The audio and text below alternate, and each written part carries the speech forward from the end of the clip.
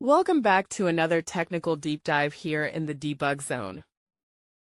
Today we're tackling a big question and breaking it down with insights from other users. Hopefully this clears up some misconceptions and helps you get the answer you need. So buckle up, stay a little curious, and let's jump right in.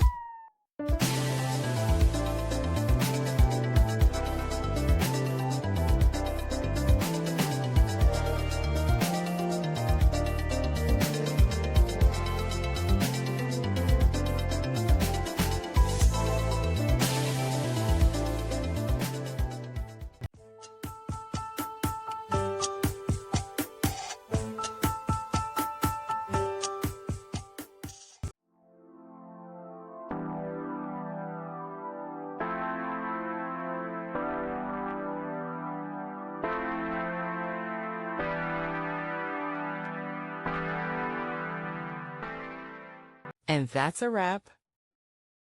I hope you found the answer you were looking for. If you did, take a second to hit that subscribe button. It really helps out.